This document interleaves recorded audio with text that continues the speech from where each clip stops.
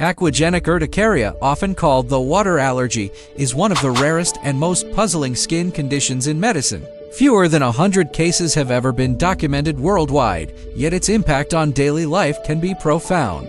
Aquagenic urticaria is a type of chronic inducible urticaria in which contact with water, regardless of its temperature or source, triggers intensely itchy, hive-like wheals. These reactions can occur after showering, bathing, swimming, walking in the rain, or even from sweat, saliva, or tears. Importantly, drinking water does not cause symptoms because the reaction happens only at the skin level.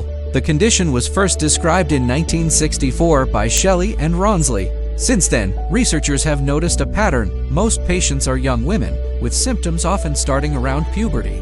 While many cases are sporadic, rare familial clusters have been reported, suggesting possible genetic links.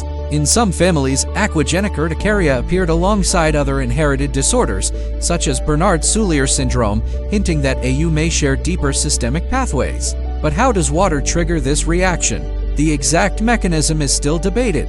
One leading theory is the sebum toxin hypothesis, where water interacts with natural skin oils to produce a mast cell-stimulating substance. Another idea, the osmotic gradient hypothesis, proposes that water changes the pressure around hair follicles, indirectly triggering mast cells. Supporting the chemical theory, even sweat and tears fluids with electrolytes can provoke symptoms. On the skin, aquagenic urticaria looks distinct: small 1–3 mm follicle-centered wheals surrounded by red flares. They usually appear within 10 to 30 minutes of contact and fade within an hour. While the reaction is mostly confined to the skin, severe cases can cause wheezing, difficulty swallowing, or even full anaphylaxis, making emergency preparedness crucial. Diagnosis relies on history plus a standardized water provocation test, applying a room temperature wet cloth to the skin for 20 minutes. If wheals appear, the diagnosis is confirmed.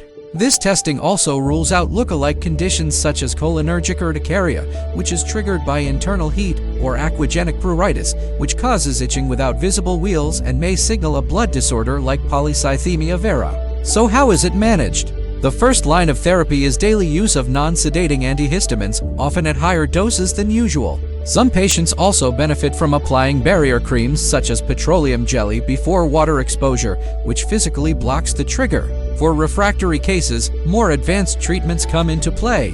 Omalizumab, a biologic originally designed for allergic asthma, has shown remarkable success even though AU is not typically IgE-mediated.